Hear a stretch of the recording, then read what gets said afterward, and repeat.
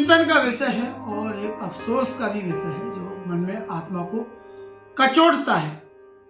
एक देश में कानून के कितने रूप हैं, रूप तो होते हैं, लेकिन एक व्यक्ति के साथ अन्याय और दूसरे के साथ कानून मेहरबान, इसको लेकर एक सवाल है। पहेली बुझाने से अच्छा है कि हम सीधी बात करें। संत आसाराम बापू जेल में है।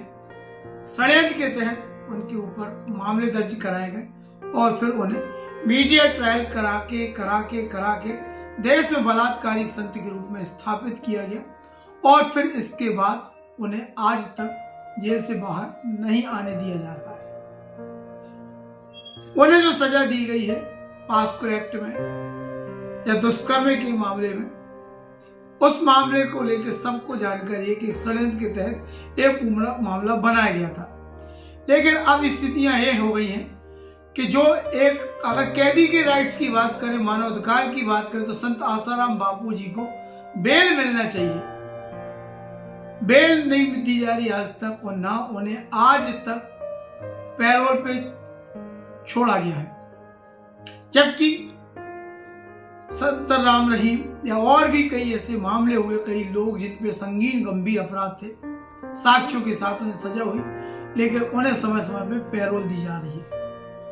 संत आसाराम बापू का कसूर केवल इतना था कि उन्होंने ईसाई मिशनरीज के खिलाफ एक बड़ा आंदोलन खड़ा किया था। कॉन्वेंट स्कूल कल्चर को खत्म करके आश्रम व्यवस्था इस देश में स्थापित करने का साहस किया था। भारतीय संस्कृति, सनातन संस्कृति का खोया हुआ गौरव लौटाने के लिए उन्होंने दिन रात एक किया था। लेकिन उनका यह काम कुछ ताकतों को, कुछ राष्ट्र विरोधी ताकतों को और फॉरेन फंडिंग संस्थाओं को रास नहीं आया और तत्कालीन सरकार या सत्ताधीशों के साथ मिलकर षड्यंत्र करके आखिरकार संत आसाराम बापू को झूठे फर्जी केसों में फंसाया गया। उनका मीडिया ट्रायल करोड़ों रुपए खर्च करके किया गया और मीडिया ट्रायल कराने के बाद फिर उन्हें जेल में डाल दिया गया और जेल में आज भी उन्हें निकलने नहीं दिया जा रहा है। किसको डर है संत आसाराम बापू से?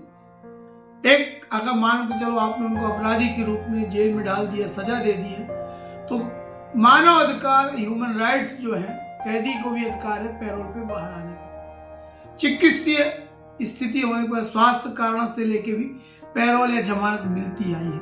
और देश में हेटरन केस हुआ है, सलमान खान ने हेरन मारे, गंभीर मामला। संजय दत्त पूरी सजा पैरोल पे खत्म कर ली। संत आसाराम बापू ने किया क्या है, इसका सबूत आज तक न्यायालय में कोई प्रस्तुत नहीं कर पाया, सिद्ध नहीं कर पाया। केवल फर्जी बयान दिलवा के, चूंकि पास्को एक्ट में ऐसी व्यवस्था है, पास्को एक्ट में, कि जो पीड़ित के या तथाकथित पीड़ित के जो बयान हो जाए उसको ही सही मान लिया जाता है और उसका लाभ, कानून का जो लचीलापन है उसका लाभ षड्यंत्रकारियों ने उठाया और संत आसाराम बापू को जेल में डाल दिया गया। पूरे देश में अब ये सवाल हो रहा है कि आखिर अन्याय क्यों? इस सदी का सबसे बड़ा अन्याय इस देश में हो रहा है संत आसाराम बापू के साथ जो हो रहा है। और ऐसे षड्यंत्रों के खिलाफ देश के लोगों को खड़ा होना पड़ेगा, क्योंकि सनातन संस्कृति के जो पुरोधा थे, ध्वजवाहक थे, संरक्षक थे, उनको उनके काम से रोका गया, क्योंकि वे बड़ा आंदोलन खड़ा करना चाहते थे। वो आज भारत जहां है, विश्व गुरु की श्रेणी में जा रहा है, उसके पीछे संत आसाराम बापू जैसे महान संतों का योगदान है, जिसके कारण से आज देश को उत्थान की दिशा में बढ़ रहा है। देश के मीडिया स्तंभ होने के, चौथे स्तंभ लोकतंत्र के होने के नाते, मीडिया क्षेत्र से होने के नाते हमें अपने सहकर्मियों से, अपने समान काम करने वाले लोगों से भी हम उम्मीद करते हैं कि वो लोग भी इस अन्याय के खिलाफ आवाज उठाएं, क्योंकि ये बहुत बड़ा अन्याय है देश के साथ। देश की कार्यपालिका, न्यायपालिका व्यवस्था सब पे सवाल उठाने वाला अन्याय है कि आखिरकार आपने चलो संत आसाराम बापू को आरोपी साबित करके और जैसे भी ये केस में डाल दिया, जेल भेज दिया, सजा, लेकिन जो कैदी के राइट्स हैं उनको उससे क्यों वंचित किया जा रहा है?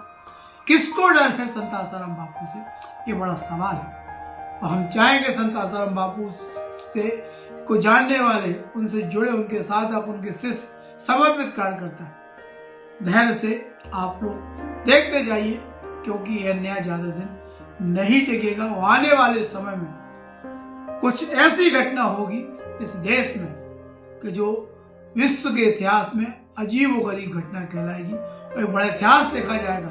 आधी रात में अदालतें खुलेंगी और एक निर्दोष संत को बाइज्जत बरी किया जाएगा। ईश्वरी लीला अलग चलती है और भौतिक संसार अलग होता है, लेकिन फिर भी हम न्यायाधीश की न्याय व्यवस्था को लेके ये सवाल खड़ा कर रहे हैं कि अगर देश में एक कानून है तो वो सब पे समान रूप से लागू होना चाहिए। हरिओम।